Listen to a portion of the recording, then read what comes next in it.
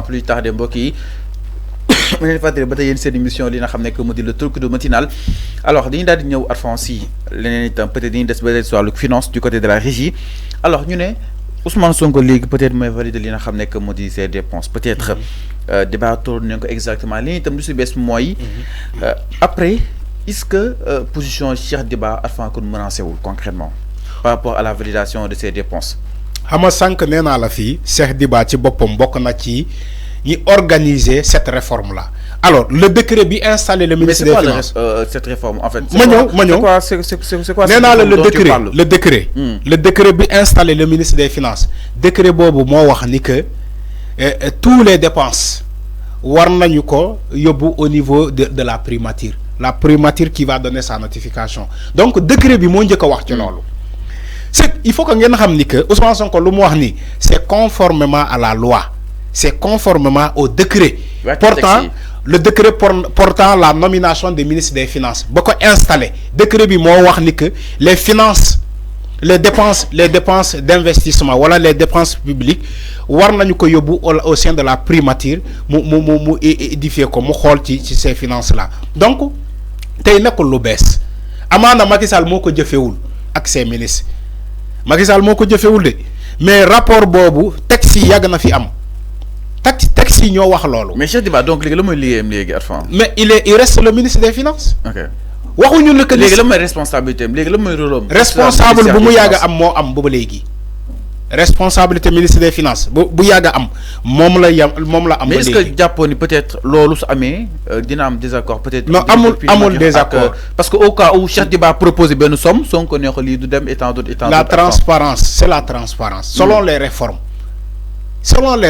je dis bien selon les réformes c'est de la transparence mais on n'a pas dit que le premier ministre il fait usurpation de fonction déedéet dama ne décret portant la nomination du ministre des finances bi ko installé député décret bu ko installé moo wax ni que les dépenses là war nañu atterrir au niveau de la primature donc c'est des textes qui sont là les gens ils respectent des textes c'est pas de la politique maintenant les politiciens ñoom mën nañu ne oui comme le gars Pape Malick Ndour loolu la dëgg loolu la non turam noonu la voilà Pape Malick Ndour l'ancien ministre de la jeunesse de Macky Sall dégg naa ko muy naan non c'est incohérent non c'est pas logique c'est xam nga kuy wax loolu c'est de la politique mais il te dira jamais que les textes ñoo ko wax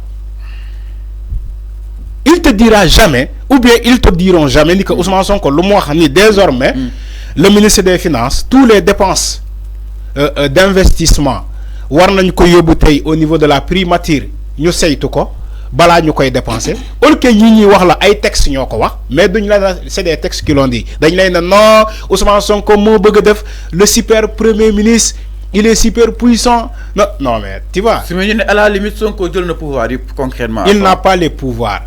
D'abord Ousmane Sonko n'a pas les prérogatives du président de la République. maintenant quels sont les pouvoirs maanaam waxin la concrètement. dama ne xam nga le Sénégal a connu 16 premiers ministres 16 depuis 1960 ba léegi le Sénégal a connu 16 ministres 16. dont 3 premiers ministres ne sont pas en vie yàlla leen yàlla yërëm. donc boo jëlee les 16 ministres. que le Sénégal les 16 premiers ministres que le Sénégal a connus dans son histoire, seuls 3 premiers ministres ont exercé correctement leur fonction de premier ministre. Ousmane Sonko, Idrissa Seck et Mamadou Dia. Qu'est-ce Sëñ Fallou Madior Boye nag ñooñu yëpp c'est ay premier ministre de falsification mooy maanaam yeneen ministres yi sax faale wu ñu leen. Amadou Ba nag. Amadou yeneen ministre Macky Sall yi faale wu ñu Amadou Ba mosuñu ko faale. Sidiki Kaba Amadou Ba tour moo fi nekkoon. Sidiki Kaba tour moo fi nekkoon. mais en réalité. Mimi Touré c'est Macky Sall qui coordonnait tout. Mimi Touré ñoom ñëpp tour bi moo fi nekkoon dama ne 3 premiers ministres ñoo exercé correctement seen fonction de premier ministre. Le banquier Ousmane Sonko. Le banquier Idrissa Seck. et Mamadou Dia. ñoom kese la. dama ne Fallou bu ruubee débat bi. alors donc Ousmane Sonko quand il exerce pleinement ses fonctions de premier ministre comme sénégalais tàmmuñu woon gis ce genre de premier ministre. moo tax ñu jàpp ni que c'est un super premier ministre mais Ousmane Sonko ce qu'il fait actuellement c'est dans la constitution c'est la constitution qui le dit, c'est les textes bi reconnaître le poste de premier ministre ñoo ko wax ni que premier ministre il exerce de certains prérogatives du président de la République. Okay. Donc Ousmane Sonko loolu lay def ni sans génne virgule, sans yok virgule. Il actionne aujourd'hui et coordonne l'action gouvernementale. Loolu moo am. Et il fait correctement son travail. Contrairement aux autres premiers ministres ñoo xamantene tay ay sand rek mo tàcc ay tàccu rek ñu ngi fi Macky Sall bu waxee rek ñu tàccu yeneen ministres yi sa faale wu ñu leen Amadou Ba boo jëlee le cas de Amadou Ba qui était premier ministre récemment balaa Sidiki Kaba mais les ministres de Macky Sall yeneen ministres yi faale wu ñu Amadou Ba musuñu ko faale parce que ils savent que Amadou Ba selon les textes son poste de premier ministre c'est pas reconnu parce que l'Assemblée nationale génne woon na texte bi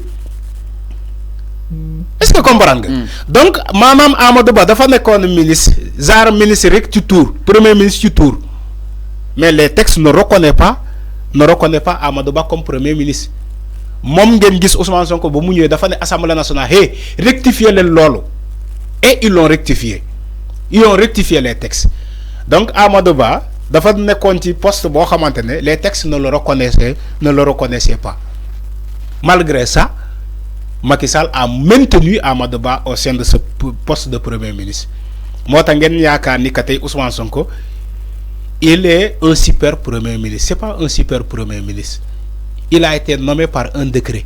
Alors, comme tous les ministres. C'est clair. Donc il n'est pas un super premier ministre, il exerce correctement son travail comme tout premier ministre doit faire.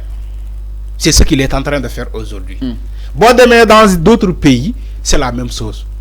Le Canada, tu as l'impression que le premier ministre Justin Trudeau gouverne le Canada. Bon, demain, dans la Grande-Bretagne, en Angleterre, c'est la même chose. Tu as l'impression que le premier ministre britannique dirigeait le pays. Bon, demain, beaucoup de pays, maintenant, à citer beaucoup de pays, ça fonctionne comme ça. Moi, madame, le premier ministre doit exercer de certaines prérogatives du président de la République. Donc, nous, Sénégal, nous savons exactement. Nous, Sénégal, nous savons le poste premier ministre. Moi, Ousmane Sonko, quand il est venu, nous voulons réitérer exactement comme Mamadou Dia, le mot d'Ondef, Léopold Sédar Senghor, de son poste de premier ministre. Ousmane Sonko fait la même chose.